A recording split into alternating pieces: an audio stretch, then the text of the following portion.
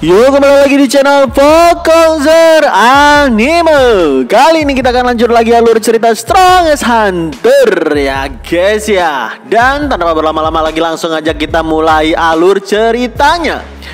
Di video sebelumnya Jin udah memulai petualangan baru bersama Fire King demi belajar warisan martial art Scorching Clan. Tapi baru aja memulai perjalanan mereka, tiba-tiba Fire King meminta Jin untuk latihan tanding dengannya. Jika Jin berhasil membuat dia mundur dalam 30 menit, maka Jin lah pemenangnya. Tanpa ragu Jin ngeluarin skill ultimate bernama One Strike. Ngelihat serangan itu, mata Fire King langsung terbuka sangat lebar. Dia terpaksa mengaktifkan aura api di tangannya demi menahan serangan tersebut. Tapi saking dahsyat serangan ultimate Jin itu, Fire King terseret ke belakang. Bahkan karena nggak sanggup menahan seutuhnya, dia terpaksa membelokkan serangan tersebut ke dinding tebing yang kemudian hancur lebur bersama lubang berukuran raksasa. Dengan mata yang terbuka lebar dan wajah berkeringat, Fire King bilang, "Kau apa yang barusan kau lakukan?" Tapi sebenarnya Jin sendirilah di sini yang paling kaget dengan destruktif luar biasa dari serangannya itu.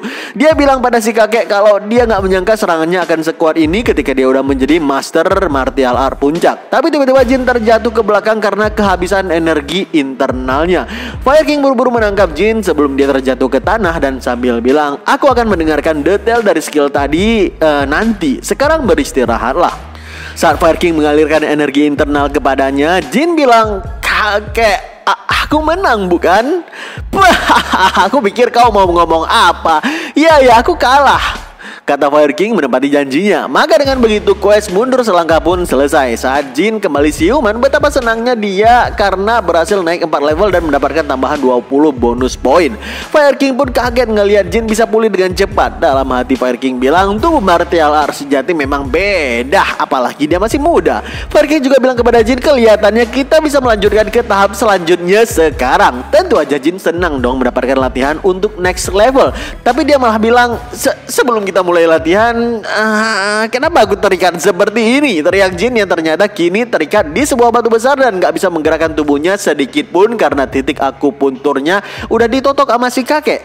Lalu tiba-tiba Fire King ngeluarin 3 elixir super langka dari barang bawaannya. Elixir tersebut mengandung energi keras yang sangat sesuai dengan energi Scorching Yang. Fire King bilang, "Jika kau memakan elixir sebagus ini, kau mungkin akan mendapatkan banyak energi internal sampai 30 tahun. Tapi kau bisa aja kehilangan nyawa kalau nggak berhati-hati." Di sini Jin sedikit tersentuh karena Fire King bela-belain mencari elixir langka untuknya dan bahkan untuk membuat dia menjadi lebih kuat. Tiba-tiba Fire King menotok leher Jin. Itu ngebuat dia nggak bisa menggerakkan kepala sekaligus membisu sementara. Tanpa basa-basi, Fire King memasukkan 3 elixir super langka tersebut sekaligus ke dalam mulut Jin sambil bilang, "Dan elixir ini kita akan membakar semua energi kotor yang nggak bisa dibersihkan oleh energi internalku sebelumnya. Metode ini akan jauh lebih efektif ketimbang pemurnian tubuh untukmu. Kudengar sebelum kau belajar bela diri, kau sering mengunjungi rumah bordel, bukan? Baik, mari kita keluarkan hal-hal kotor dan nggak murni di tubuhmu itu." Saat Jin udah menelan ketiga elixir tersebut, tiba-tiba aliran energi di dalam perutnya terasa campur aduk, bahkan membuat perutnya sangat panas. Fire King bilang, "Mulai sekarang akan terasa agak sakit, jadi tahanlah." Seketika notif quest membuka meridian pun muncul di hadapannya. Sebuah quest paksa yang gak bisa ditolak sama sekali. Sambil mengerahkan aura api di kedua tangannya, Fire King menyeringai sambil bilang, "Sakit hanyalah sementara, tapi martial art selamanya." Tanpa ragu, Fire King menotok seluruh titik meridian Jin secara serentak sebanyak puluhan kali titik tubuh, dan seiring dengan waktu yang berlalu juga cairan hitam berupa energi kotor keluar dari seluruh meridian Jin. Fire King menghela napas panjang karena prosesnya berjalan lancar. Tapi tiba-tiba dia tersentak kaget begitu ngelihat cairan hitamnya udah mulai berganti ke cairan yang bening. Fire King bilang, "Apa? Semua energi kotor udah dipaksa keluar. Harusnya butuh waktu sekitar 6 jaman. Tapi ini dia udah kelar hanya dengan 2 jam. Seperti yang diharapkan dari tubuh martial art alami. Dalam keadaan ini, dia masih bisa mendapatkan energi senilai 30 tahun setelah membersihkan semua energi kotor. Apa sebaiknya kita bawa ini ke level selanjutnya? Itu pasti bisa karena tubuh alaminya dan mendapatkan bantuan dariku juga," kata Fire King dalam hati yang makin penasaran sejauh mana perkembangan Jin bisa melesat dalam waktu yang sangat singkat ini. Makanya Fire King mengajak Jin untuk membuka konsepsi dan wadah pengaturnya yang tentu aja sangat beresiko dan bisa bisa mengalami kematian. Fire King bilang, aku ingin kau membuat keputusan. Jika kau percaya kepadaku, membuka konsepsimu, maka berkediplah sebanyak 2 kali. Jin langsung berkedip, yang diartikan oleh si kakek kalau Jin sangat percaya kepadanya. Makanya si kakek langsung mengaktifkan auranya untuk membuka konsepsi Jin. Seketika notif quest muncul di hadapan Jin, membuka konsepsi dan Governor Vessel. Tapi Jin bilang dalam hatinya, sial, aku cuma berkedip sekali tadi, bukan 2 kali. Matilah aku. Si kakek langsung menempelkan tangannya di dada Jin dan mengalirkan energi internalnya. Seketika energi itu mengalir ke bawah tubuh Jin, tepatnya ke area Puranium yang dekat dengan biji surgawi Jin. Jin makin panik dong, dan sakit yang luar biasa terpancar jelas di raut wajah Jin. Yap, sakit yang gak terbayangkan langsung dirasakan di bagian biji surgawinya si Jin. Berdenyut-denyut dan kontak-kontak pastinya. Untuk sesaat Jin nyaris kehilangan kesadaran dan membahayakan nyawanya. Tiba-tiba Fire King berteriak, woi bocah, sadarlah, kuatkan dirimu. Jika kau gak bisa menahan rasa sakit ini, maka yang menunggumu hanyalah kematian. Mendengarkan itu langsung ngebuat Jin membuka matanya lebar-lebar dan mempertahankan kesadarannya sekuat tenaga. Berkat tekadnya yang luar biasa juga bantuan dari Fire King, Jin berhasil menyatukan energi elixir dan dantian utamanya serta mengalirkan energi tersebut melewati Conception Vessel dengan sempurna. Dengan begitu Conception Vessel Jin berhasil dibuka dan dia merasakan pencerahan energi yang jauh lebih hebat lagi dari yang dia rasakan selama ini. Jujur Jin sampai terharu ngelihat Fire King yang terlihat cukup kelelahan dan kesulitan demi dirinya. Tapi Fire King tiba-tiba malah bilang, apa kita sekalian aja lanjut ke tahap selanjutnya, membuka Governor Vessel. Rasa sakitnya tentu aja sama atau mungkin lebih tinggi. Spontan Jin makin panik dan makanya dia langsung berkedip berkali-kali agar si kakek mengerti. Tapi Fire King malah bilang, hehe, lihatlah dirimu. Aku sebenarnya mau beristirahat dulu sebentar sebelum melanjutkan, tapi kau sangat ingin meneruskannya ya. Baiklah, aku akan mendengarkan keinginanmu. Ayo teruskan momentum ini dan membuka Governor Vesselmu sekarang juga. Mendengarkan itu Jin bilang dalam hatinya, tunggu dulu, kampret, kedipanku bukan tanda aku setuju, sialan. Teriak Jin dalam hatinya karena si kakek lagi-lagi melakukan hal tersebut di luar keinginan Jin yang sebenarnya. Gak berselang lama proses pembukaan Governor Vessel pun berhasil.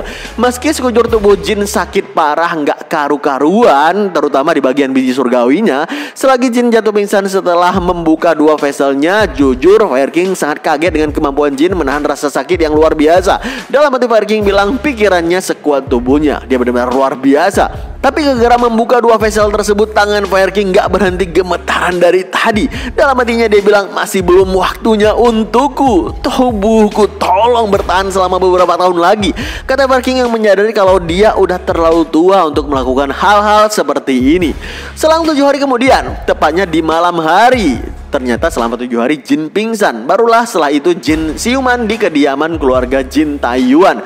Kini dia mulai merasakan sesuatu yang berbeda di panca inderanya setelah 2 vesselnya dibuka. Dia bisa merasakan energi melimpah yang tersebar di udara. Bahkan kini dia bisa melihat aura energi internal yang memancar dari dalam tubuh Fire King, sesuatu yang dulu belum bisa Jin lihat sendiri. Jin bilang ke Fire King, hei kakek, akhirnya setelah semua ini aku sadar dan bisa ngelihatnya sendiri. Kau benar-benar kuat, jauh lebih kuat dibandingkan siapapun yang pernah kujumpai.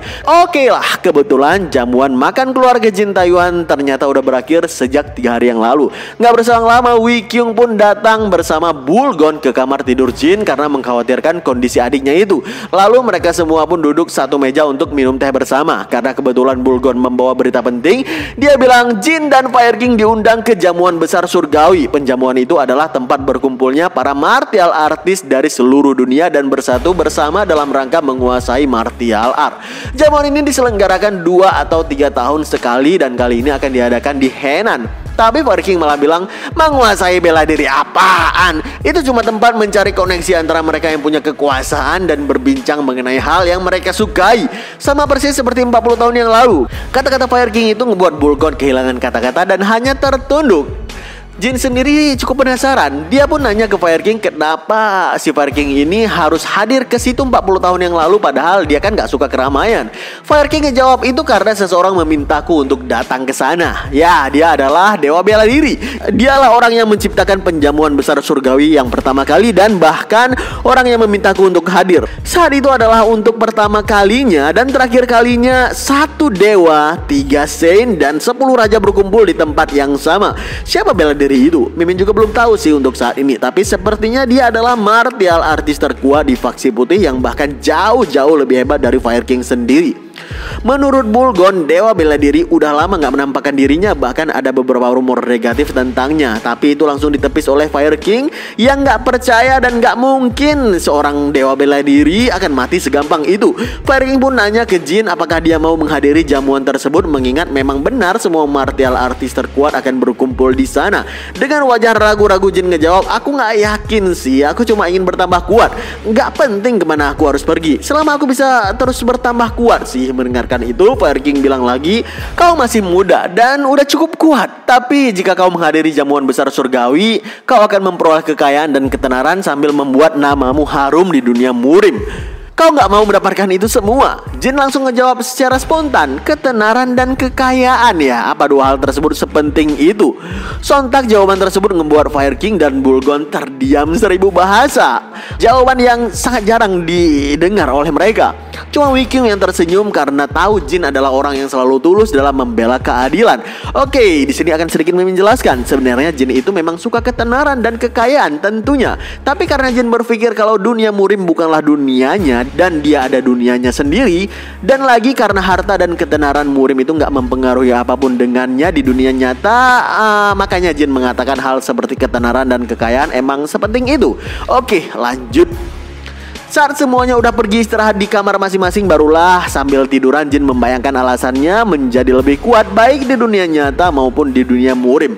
Awalnya dia ingin menjadi lebih kuat demi melindungi sesuatu yang berharga bagi dirinya, tapi seiring dia terus bertambah kuat dengan latihan, apalagi udah ketemu Cheongpung, akhirnya Jin sadar kalau proses bertambah kuat dalam martial art adalah hal yang sangat seru dan mendebarkan. Ya, itulah alasan utama Jin yang sebenarnya. Jin mencoba mengingat kembali apa yang Fire King ucapkan setelah mendengarkan Jin gak peduli dengan ketenaran dan kekayaan. Waktu itu dia bilang, datanglah ke tempatku setelah hari udah terang. Yang artinya Jin akan mendapatkan pelatihan yang lebih hebat lagi dari Fire King. Dan jujur dia udah gak sabar menunggu latihan tersebut keesokan harinya. Berhubung masih ada 6 jam lagi menuju fajar, selagi waktunya masih cukup, Jin pun memutuskan untuk lockout ke dunia nyata. Saat Jin terbangun dari tidurnya di dunia nyata, dia langsung mencium bau ramyong yang sangat menggugah selera. Jin langsung makan dengan lahapnya. Bahkan seseorang di sampingnya menawarkan kimchi, nasi, dan segala makanan lezat lainnya.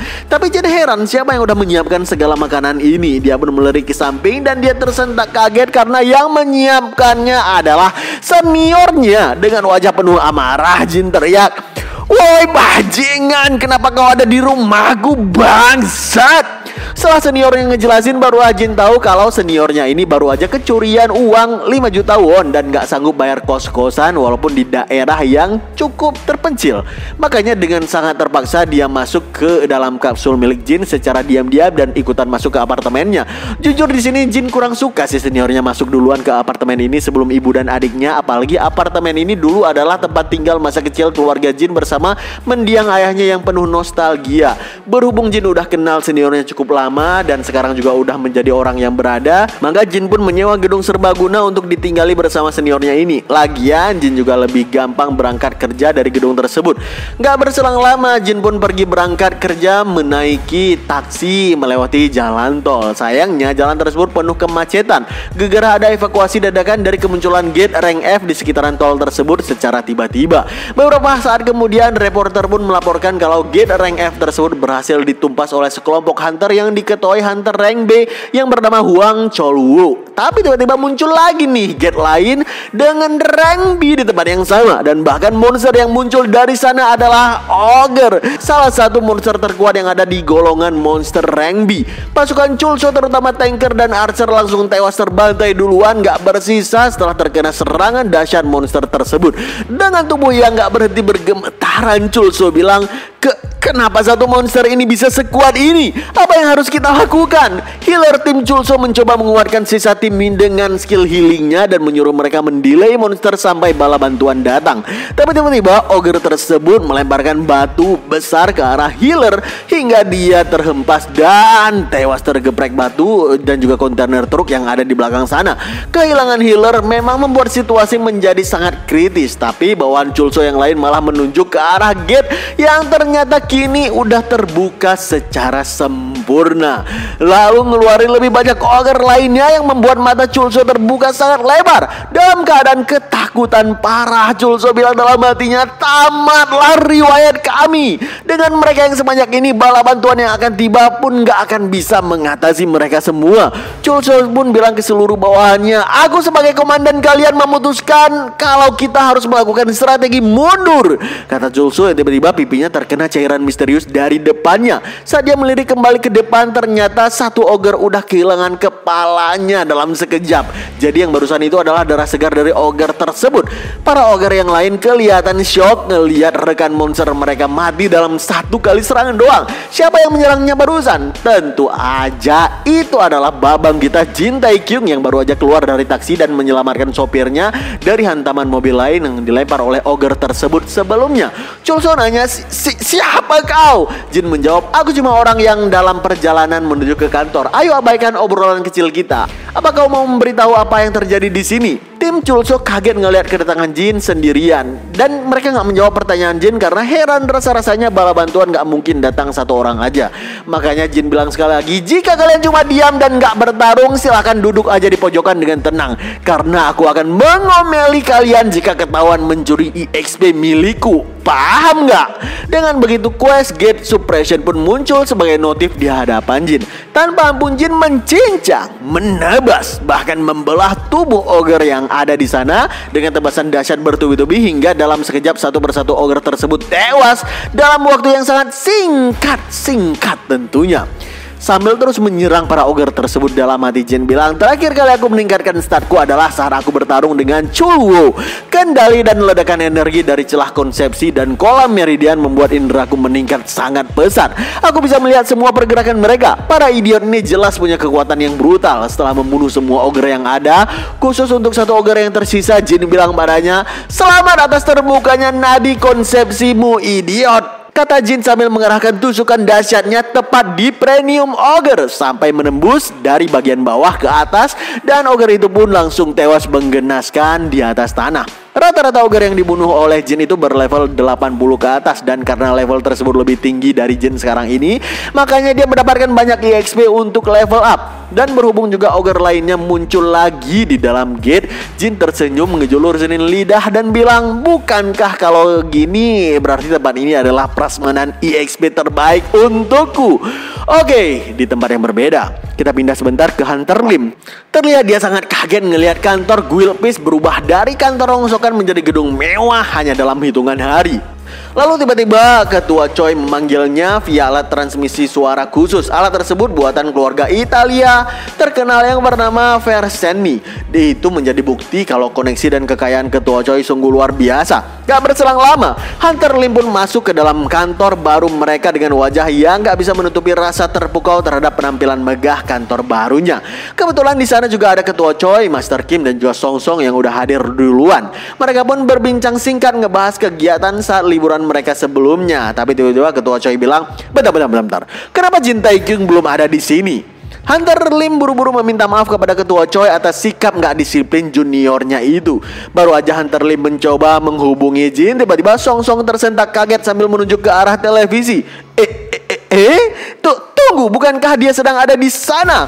Mereka ngelihat Jin sedang diwawancarai live di televisi nasional. Ngebuat Ketua Choi dan Master Kim sangat kaget tentunya. Mereka pun mendengar proses wawancara Jin oleh reporter yang kini mulai masuk headline berita nasional sebagai pahlawan tol terkuat. Song Song bahkan nunjukin nama Jin Taekyung yang kini viral di seluruh jagat raya internet. seluruh platform juga. Baru aja mereka mendengarkan wawancara secara live, tiba-tiba mereka dibuat kaget lagi karena ada suara helikopter yang mendekat. Ya, atas kontribusi yang luar biasa dari Jin, dia mendapatkan bantuan khusus dari pihak militer untuk menghindari kemacetan tol. Viralnya Jin Taekyung kini nggak bisa dibendung lagi. Dia sampai diundang wawancara ke stasiun televisi dan semua kisah hidupnya mulai ditulis sebagai artikel berita utama harian elektronik Korea. Bahkan sewaktu keluar dari stasiun televisi, puluhan jurnalis berita nasional mengurumuninya dan mencari bahan apapun yang bisa dijadikan berita. Untungnya berkat akting yang meyakinkan dari Ketua Choi, mereka berdua bisa lepas dari kerumunan wartawan yang gak berhenti mengejar mereka sebelumnya. Baru aja Ketua Choi dan Jin menaiki mobil untuk pergi dari parkiran stasiun TV, tiba-tiba mobil mereka dihadang oleh seorang pria yang cukup misterius. Ketua Choi terpaksa mengerem secara mendadak dan Jin pun sadar dari aura yang dipancarkan oleh pria itu, dia adalah hunter dan dia kuat. Wah, apa yang akan terjadi selanjutnya? Nantikan terus alur cerita Strongest Hunter hanya di channel Focozer Anime dan stay update.